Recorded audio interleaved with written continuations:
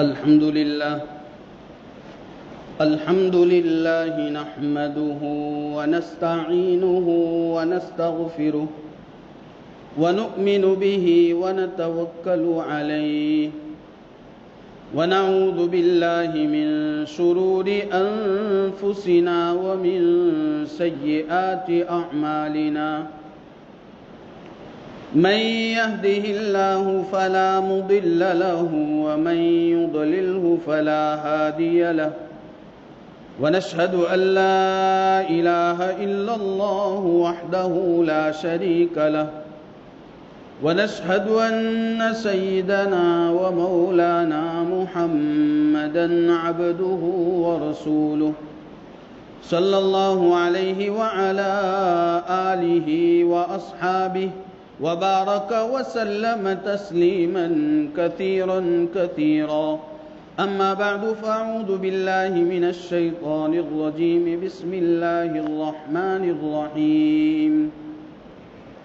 قالوا إنا تطيرنا بكم لئن لم تنتهوا لنرجمنكم وليمسنكم منا عذاب أليم. قالوا طائركم معكم أئن ذكرتم بل أنتم قوم مسرفون.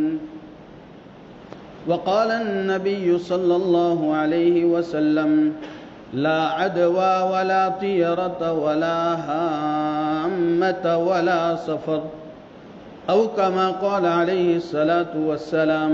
صدق الله العظيم وصدق رسوله النبي الكريم ونحن على ذلك لمن الشاهدين والشاكرين والحمد لله رب العالمين. اللهم صل على سيدنا محمد وعلى آل سيدنا محمد وبارك وسلم.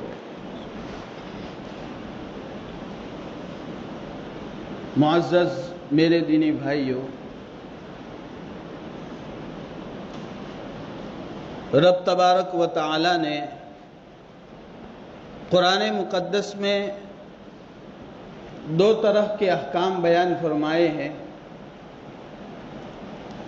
ایک طرح کے احکام تو یہ ہیں جس میں اللہ تعالیٰ نے اپنے جبار ہونے کو بیان کیا ہے، اپنے قدرت والے ہونے کو بیان کیا ہے، اسی کی ملکیت ہے ساری دنیا پر، اس کو بیان کیا ہے. میں پکڑنے والا ہوں، اس کو بیان کیا ہے. میں حساب لینے والا ہوں، اس کو بیان کیا ہے.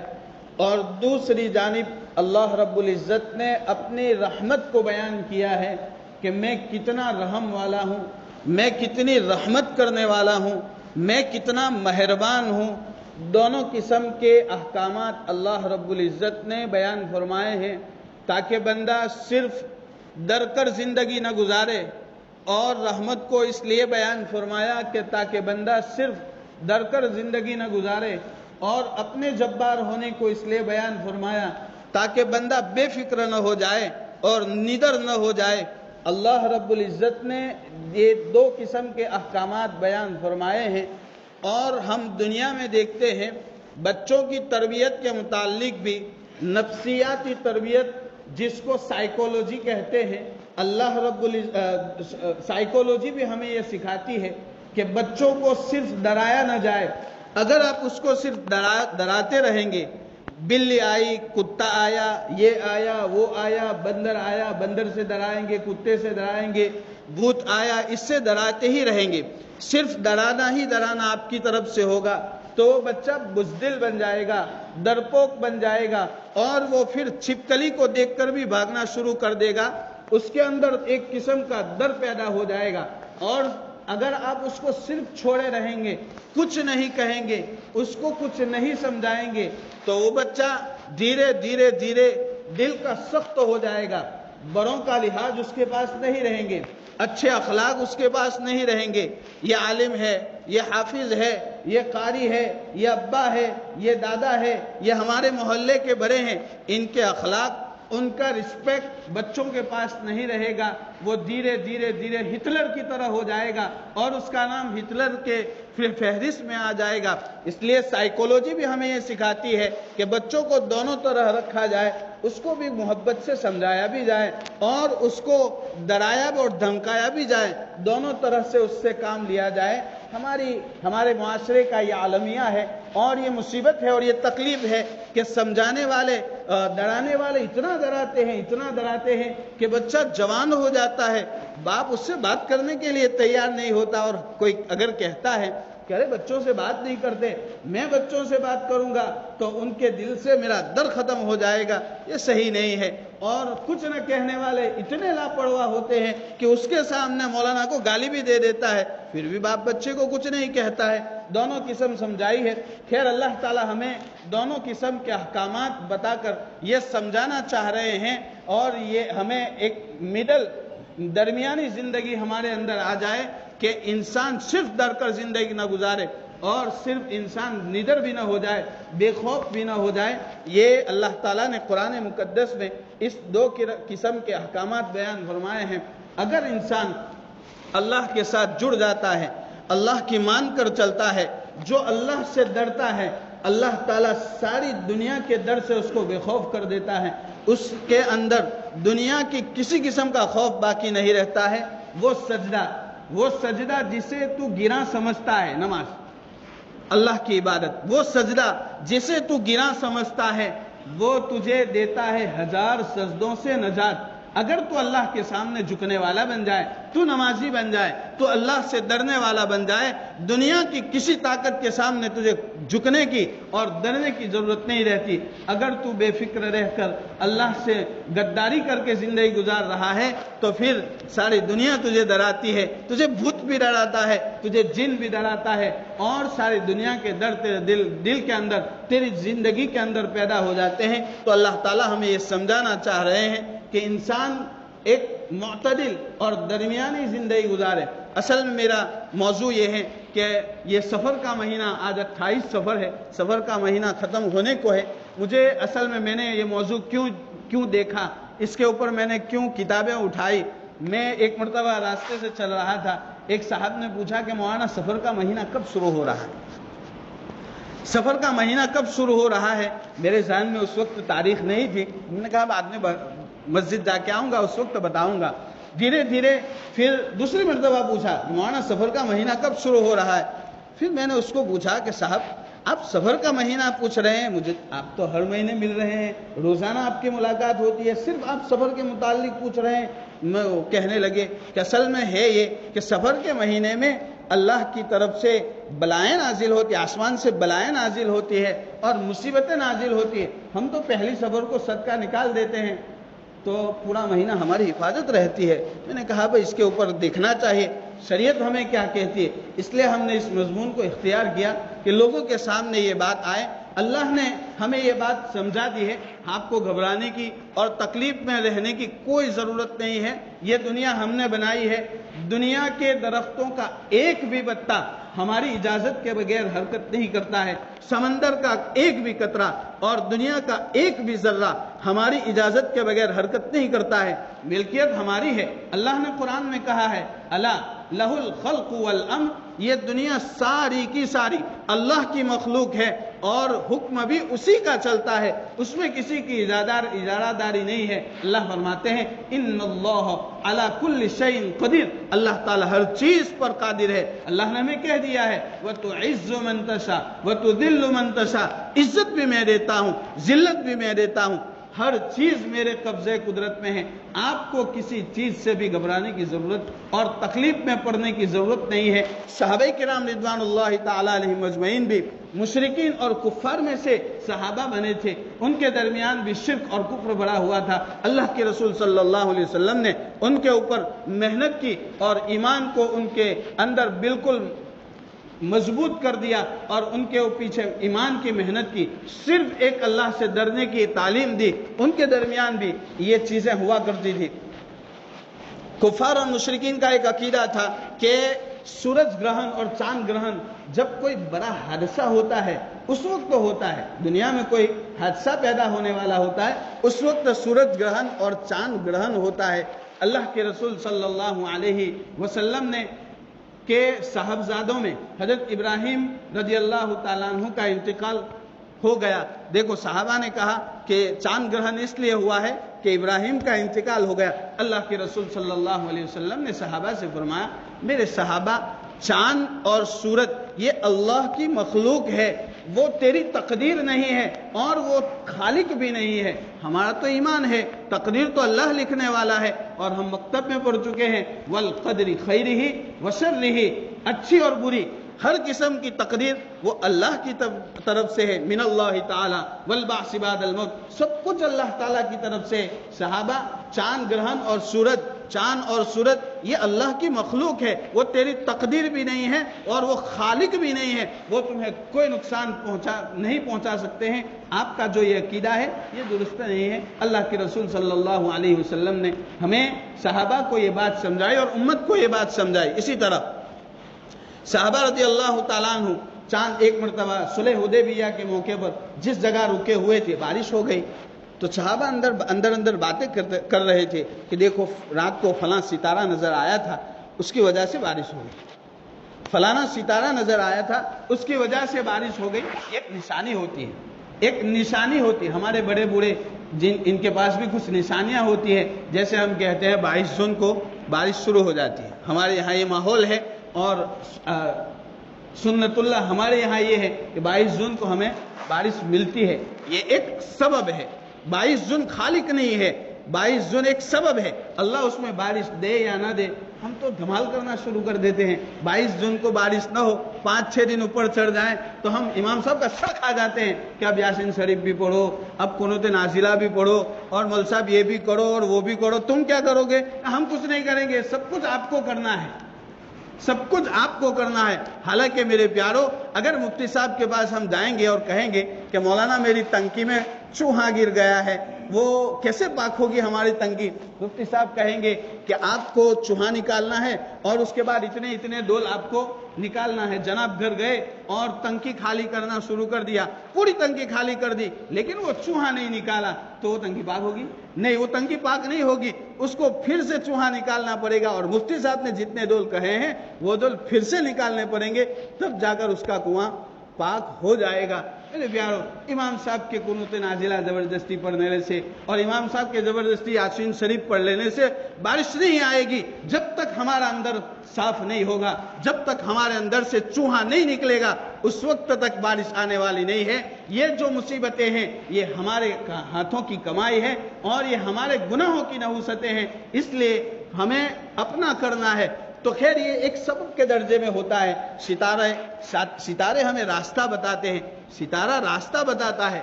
खुला खुला सितारा आएगा, ये बारिश की अलामत और निशानी है, लेकिन सितारे की वजह से बारिश हो गई ये गलत है। सितारा खुदा नहीं है और सितारा तेरी तकदीर भी नहीं है। खैर, तो अल्लाह ताला ने हमें सहाबा रज़ियल्लाहु ताला अन्हु को ये बात समझाई कि सितारे की वजह से बारिश नहीं होती है, बारिश तो अल्लाह बरसाता है और वो जब चाहता है तब बरसाता है। अल्लाह ने ये तकदीर लिखी हुई है। खैर, तो अल्लाह के रसूल सल्लल्लाहु अलैहि वसल्लम जब दुनिया में मबऊस फरमाए गए उस वक्त दुनिया का ये आलम था, दुनिया की ये हालत थी कि लोग अंसड्डाओं के अंदर पड़े हुए थे, उनके अंदर तरह तरह की बीमारियां पड़ी हुई थी। अरे इतने बुज़दिल और इतने आदमी अल्लाह से कट जाता है तो सारी दुनिया उसको डराती है। अगर वो कहीं काम से निकलते हैं और बिल्ली आगे से चली जाती है, ओहो बिल्ली नहुसत मेरे सामने से आ गई, अब तो मैं घर वापस चला जाता हूँ। बिल्ली खुदा नहीं है और बिल्ली तेरी तकदीर नहीं लिखती है। सब कुछ करने वाली जात सिर्फ और सिर्फ अल्लाह की है। अल्लाह के रसूल सल्लल्लाहु अलैहि वसल्लम ने सहाबा से ये समझाया। कुरान मुकद्दस में भी मैंने जो आयत करीमा 2 आयतें पढ़ी है, अगली कौमों ने अपने नबियों से भी ये बातें कही है। क़ालू तय्यरना बिकुम, अपने नबी से कह रहे हैं कि हम तुमको मनहूस समझते हैं, हम आपसे बदफाली लेते हैं। क़ालू तय्यरना बिकुम इन्ना ततय्यरना बिकुम लइन लम तंतह, अगर आप बाज नहीं आएंगे इससे तो हम आपको संगसार कर देंगे, संगसार कर देंगे और हमारी तरफ से आपको सख्त अजाब पहुंचेगा।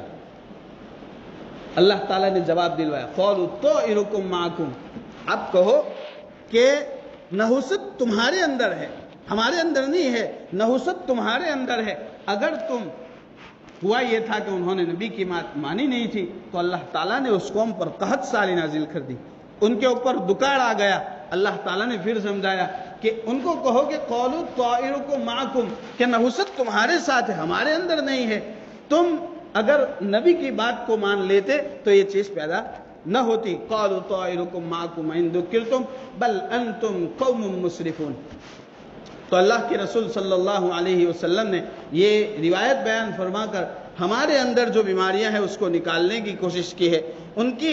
ان کی بعض چیزیں ایسی تھی، وہ بہت مضبوطی کے ساتھ پکڑے ہوئے تھے۔ اللہ کے رسول صلی اللہ علیہ وسلم فرماتے ہیں لا عدوہ، لا عدوہ، عدوہ کوئی چیز نہیں ہے۔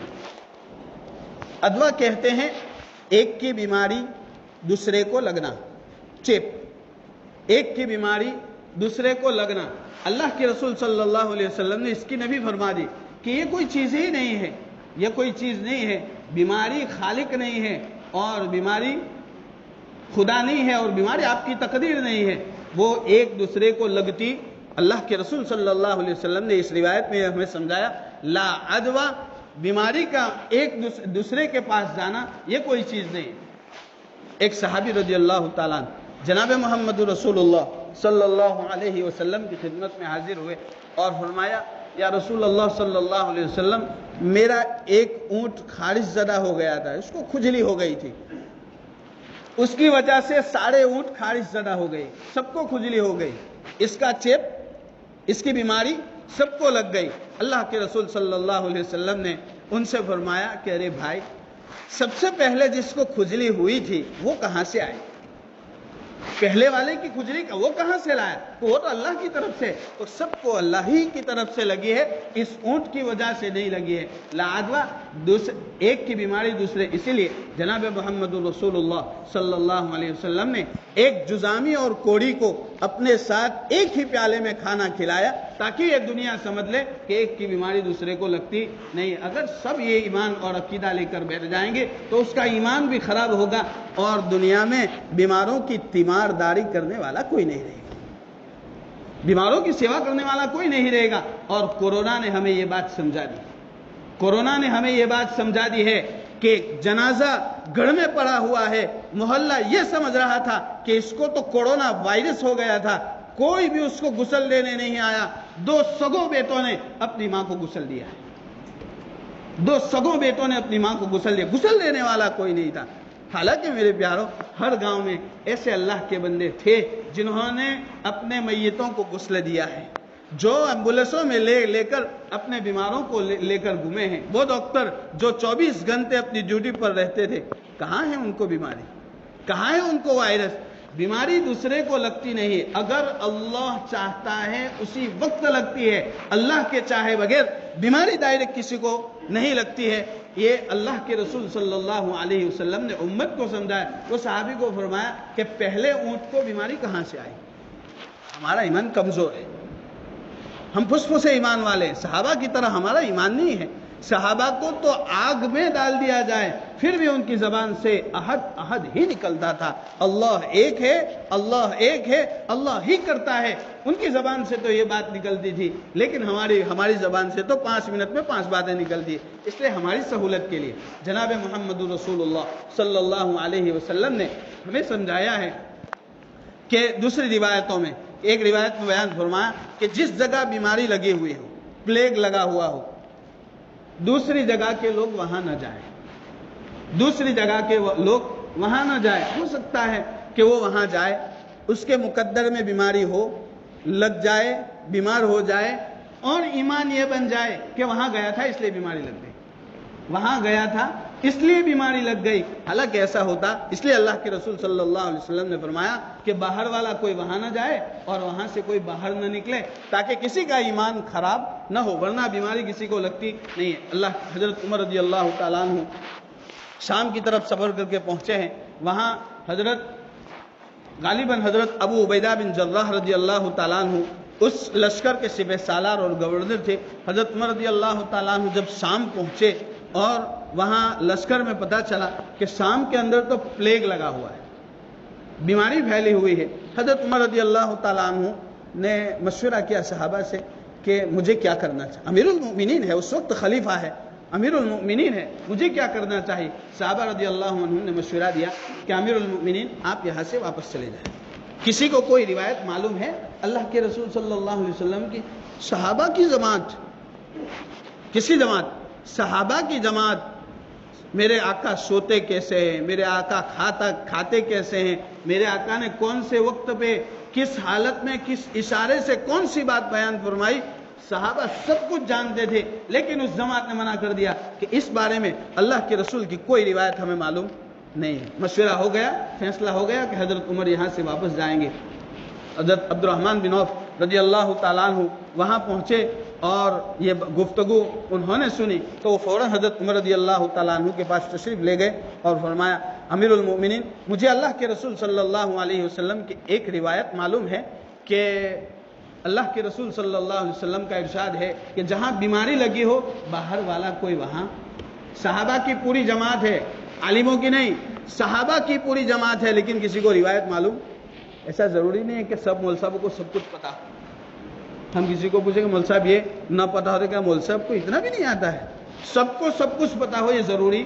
پوری جماعت کو نہیں پتا تھا۔ حضرت عبد الرحمن بن عوف رضی اللہ تعالیٰ عنہ نے آ کر بتایا کہ مجھے یہ روایت معلوم ہے۔ حضرت عمر رضی اللہ تعالیٰ عنہ نے فرمایا الحمدللہ ہمارے فیصلے کے مطابق ہمیں روایت مل گئی۔ حضرت عمر رضی اللہ تعالیٰ عنہ واپس جا رہے ہیں، ایک صحابی رضی اللہ تعالیٰ عنہ نے حضرت عمر رضی اللہ تعالیٰ عنہ سے فرمایا امیر المؤمنین آپ تو اللہ کی تقدیر سے بھاگ رہے ہیں۔ کس کو کہہ رہے ہیں؟ امیر المؤمنین حضرت عمر رضی اللہ تعالیٰ عنہ کو، وہ عمر جس راستے سے جاتے تھے شیطان دیکھ لیتا تھا کہ عمر آ رہے ہیں تو محلہ بدل دیتا تھا، پورا محلہ بدل دیتا تھا کہ عمر آ رہا ہے اور میری حالت خراب ہو جائے، شیطان راستہ بدل دیتا تھا۔ اس عمر کو لشکر کا سپہ سالار صحابی رسول یہ کہہ رہے ہیں عمر آپ تو اللہ کی تقدیر سے بھاگ رہے ہیں۔ ہم کو کوئی کہے تو، ہماری دکان کا خادم کچھ کہے تو، ہمارے گھر کا چاکر ہمیں کوئی سمجھ کوئی نئی سمجھ دے کہ کاکا ایسا ہے، اچھا تو مجھے سمجھاتا ہے میں تجھے یہاں سے بھگا دوں گا، میں تجھے نوکری سے نکلوا دوں گا، میں تجھے یہاں سے چلتا کر دوں گا، یہ تو دنیا کی خواہشات ہیں اور دنیا کی باتیں ہیں۔ میرے پیارو 5 دن میں دنیا ختم ہو جائے گی، چند دنوں میں دنیا ختم ہو جائے گی، اللہ کے یہاں جائیں گے، وکیل بھی اللہ ہوگا، جج بھی اللہ ہوگا اور فیصلہ بھی اللہ ہوگا، اللہ کا ہوگا۔ اس وقت آپ کے منہوں کو بند کر دیا جائے گا، آپ کے ہاتھوں کو بند کر دیا جائے گا اور دوسرے اعضاء بولیں گے، وہاں چرب زبانی بھی نہیں چلے گی، وہاں کیا کریں گے؟ تو حضرت عمر رضی اللہ تعالیٰ عنہ کو کہا کہ امیر المؤمنین آپ کو اللہ کی تقدیر سے بھاگ رہے ہیں۔ میرے پیارو یہ ہمیں لکھنا ہے ہمارے دل پر۔ حضرت عمر رضی اللہ تعالیٰ عنہ نے فرمایا اے میرے صحابی یقیناً میں اللہ کی تقدیر سے بھاگ رہا ہوں، یہ بیماری اللہ کی تقدیر ہے، میں یہاں سے بھاگ رہا ہوں، لیکن میرے آقا صلی اللہ علیہ وسلم نے فرمایا ہے کوئی باہر والا وہاں نہ جائے، اس لیے میں اللہ کی تقدیر سے اللہ کی تقدیر کی طرف جا رہا ہوں، یہ بھی اللہ کی تقدیر ہے اور وہاں نہ جانا یہ بھی اللہ کی تقدیر ہے، میں اللہ کی تقدیر سے اللہ کی تقدیر کی طرف جا رہا ہوں۔ اس لیے اللہ کے رسول صلی اللہ علیہ وسلم نے فرمایا لا عدوہ، ایک کی بیماری دوسرے کو نہیں لگتی ہے، اگر آپ کے مقدر میں لکھی ہے تو ہی لگے گی، بیماری اللہ نہیں ہے اور بیماری خالق نہیں ہے اور بیماری تیری تقدیر نہیں ہے۔ اصل میں کفار اور مشرکین کا یہ عقیدہ تھا کہ یہ بیماری ہے یہ تو لگتی ہی لگتی ہے، اللہ چاہے نہ چاہے۔ کفار و مشرکین کا یہ عقیدہ تھا، اللہ کے رسول صلی اللہ علیہ وسلم نے اس کی نفی فرما دی، لا عدوہ، یہ بیماری لگنا کوئی چیز نہیں ہے، ولا طیرۃ، بدفعلی لینا، بلی گئی کتا گیا اب مجھ سے کام نہیں ہوگا، اور وہ تو کسی کام کے لیے جاتے تھے تو پہلے درخت پر پرندہ بیٹھا ہے تو اس کو پتھر مارتے تھے اور دیکھتے تھے، پتھر مارا اب پرندہ اڑے گا، کس طرف اڑے گا؟ اگر سیدھی سائڈ اڑتا ہے، سیدھی طرف اڑتا ہے تو یہ کام اچھا ہے، ہم تو کام کے لیے جائیں گے، اور اگر الٹی طرف اڑتا ہے تو یہ کام منحوس ہے، ہم تو گھر چلے جائیں گے۔ بلی آ گئی، بدفعلی، ہر چیز پر بدفعلی لیتے تھے، ولا طیرۃ، ہر چیز پر۔ ہمارے یہاں بھی بدفعلی لی جاتی ہے، کسی کی ران پھڑپڑا رہی ہے، ابے اس میں کچھ ہوا ہوگا تو پھڑپڑا رہی ہے، کچھ ہونے والا ہے، आंख फड़फड़, अच्छा आपकी आंख फड़फड़ा रही है, कुछ होने वाला है। आपकी हथेली में खुजली आ रही है, पैसे आने वाले हैं। उल्टी हथेली में खुजली हो रही है, पैसे जाने वाले हैं, आपके पास से धन जाने वाला है। हमारे कव्वा बोल रहा है, किसके घर पर बोल रहा है? फलाने के घर पर कव्वा बोल रहा है, मेहमान आने वाले हैं। ये हमारे अंदर, हमारे मुआशरे में भी ये अंधश्रद्धाएं चल रही है, इसको अंधश्रद्धा कहते हैं। और बहुत सारी अंधश्रद्धाएं हमारे अंदर। मुहर्रम में शादी किसने मना किया? नहीं कर सकते हैं। सफर में शादी किसने मना किया? नहीं कर सकते हैं। अरे अभी हम थोड़े दिनों पहले मजलिस में बैठे, निजी मजलिस में, इसी के मुताल्लिक गुफ्तगू हो रही थी, तो एक साहब कहने लगे हम तारीख डालने गए तो बड़े मियाँ थे, उन्होंने कैलेंडर मंगवाया और कहा कि ये तारीख तो नहीं चल सकती। क्यों भाई नहीं चल सकती? यहाँ तो चौगड़ियों आवे। अरे चौगड़िया से तेरा क्या नुकसान होने वाला है? अल्लाह के रसूल सल्लल्लाहु अलैहि वसल्लम ने फरमाया वला चियरता, बदफाली कोई चीज नहीं है, खालिक अल्लाह है, करने वाला अल्लाह है, वही करता है। हर दिन हर चीज हर वक्त मुबारक है। अगर ऐसा होता, कौम सबूत और कौम आद पर अल्लाह ताला ने 7 दिन और 7 रातें मुसलसल उनके ऊपर तेज हवा चलाई थी, पूरा हफ्ता मनहूस हो गया। कब शादी करोगे? पूरा हफ्ता ही मनहूस हो गया। 7 दिन और 7 रातों तक उनके ऊपर तेज हवाएं चलाई गई थी, तो पूरा हफ्ता मनहूस हो गया। अल्लाह के रसूल ने फरमाया वला चियरता, बदफाली कोई चीज दे रही, वला हामता, और हामा गुवड़, जिसको हम उल्लू कहते हैं, गुवड़, अगर किसी के घर के ऊपर बैठ जाए तो उसके घर के अंदर मैयत होने वाला है। उनका यह अकीदा था। और हमारे ज़माने में भी जो गैर है उनका यह अकीदा होता है, गुवर जिसके घर के ऊपर बैठ जाए उसके घर के अंदर मईत होने वाला। हाँ मता। आखिर में अल्लाह के रसूल सल्लल्लाहु अलैहि वसल्लम ने फरमाया वला सफ़र, सफ़र में भी कुछ नहीं होता है। यह अल्लाह की मखलूक है, अल्लाह की पैदा की हुई है। अल्लाह ने दिन और रात और हर चीज़ अल्लाह ने पैदा की है। जब तक मेरा अल्लाह नहीं चाहता है कुछ भी नहीं होता है। जब मेरा अल्लाह चाहता है तो कहीं भी छुप जाए, मेरे अल्लाह की तकदीर से तू भागने वाला भाग नहीं सकता है। इसलिए सब कुछ करने वाला मेरा अल्लाह है। और ये जो तियारा है, बदफाली लेना है, अल्लाह के रसूल सल्लल्लाहु अलैहि वसल्लम ने फरमाया अत्तियरतु शिरकुन, अत्तियरतु शिरकुन, बदफाली लेना शिर्क है। क़ौलहा सलात, अल्लाह के रसूल सल्लल्लाहु अलैहि वसल्लम ने इसको 3 मरतबा फरमाया। इसलिए हमें इन सारी अंधश्रद्धाओं से निकलना है। वो जो मैंने पहली आयत पढ़ी थी, क़ालू ताइरुकुम माकुम, के बदफाली और मुसीबत तो तुम्हारे अंदर है, तुमने अल्लाह की नहीं मानी। अगर तुम अल्लाह की मान लेते तो कोई चीज़ तुम्हारा नुकसान नहीं पहुंचा सकती है। हजरत सफीना रदी अल्लाह ताला अन्हु जनाब मोहम्मद रसूलुल्लाह सल्लल्लाहु अलैहि वसल्लम के गुलाम रहे हैं। उनको एक सफ़र में भेजा गया, रास्ता अपने साथियों से बिछड़ गए, अपना काफिला तलाश कर रहे थे, मिल नहीं रहा था। इतने में शेर आ गया, शेर आ गया। बताएं, शेर आ जाए तो इंसान अपना पेशाब खता कर देता है। सहाबी रसूल हजरत सफीना रजी अल्लाह ताला अन्हु, अगर तू अच्छा है, तेरा ताल्लुक अल्लाह के साथ सही है, वो शेर दुम हिलाता हुआ हजरत सफीना रजी अल्लाह ताला अन्हु के पास पहुंच गया। हजरत सफीना के बगल में चलना शुरू कर दिया और रास्ते में चल रहा है। अगर कहीं से कोई आवाज़ आ रही है, वो शेर जाता है, उसके साथ निमटता है, उसको निमटा देता है, फिर आकर हजरत सफीना रदी अल्लाह ताला अन्हु के पास खड़ा हो जाता है। चलते चलते काफिले तक शेर ने पहुंचाया और फिर वो शेर वहां से वापस हो गया। ये एक शेर है, लेकिन सहाबी का कुछ बिगाड़ नहीं सका। उसकी आदत क्या है, वो फाड़ डालता है। इसी तरह हज़रत उक़बा बिन नाफ़िर रज़ी अल्लाह ताला अन्हु को अफ्रीका का गवर्नर बनाकर भेजा। वहाँ ये तय हुआ कि छावनी बनानी चाहिए सिपाहियों के लिए। जगह की तलाश थी, कोई जगह नहीं मिल रही थी, तो एक बहुत घना जंगल था, वहाँ बनाने का फैसला हो। लोगों ने बताया कि हजरत यहाँ तो शेर है, चीता है, ये है, वो है। अरे अच्छा है, चलो। हजरत उक़बा बिन नाफ़े रहमतुल्लाह अलैहि वहाँ पहुँचे, 2-4 सहाबा को, ताबीन को वहाँ ले गए। उस जंगल के पास जाकर ये आवाज़ दी, ए मेरे जंगल के जानवरों, हम गुलामान मोहम्मद हैं, हम मोहम्मद के गुलाम हैं, हमें इस जगह छावनी बनानी है। हम आपको 3 दिन का वक्त देते हैं, आप हमारे लिए जंगल खाली कर दो। अगर आपने जंगल खाली न किया तो हम आपको यहाँ से ख़त्म कर देंगे।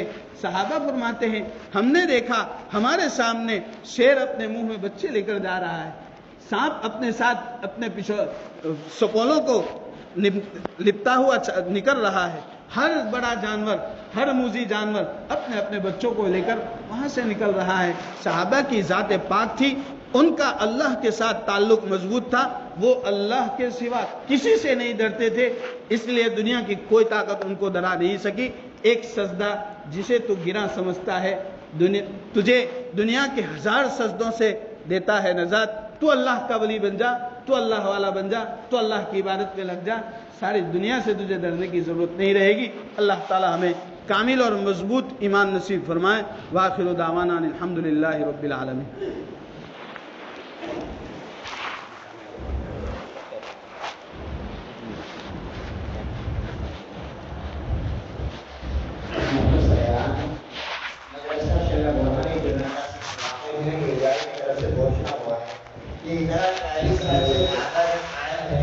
لیکن پہلی مرتبہ آپ کی خدمت تک پہنچنا ہوا ہے، حالات کی وجہ سے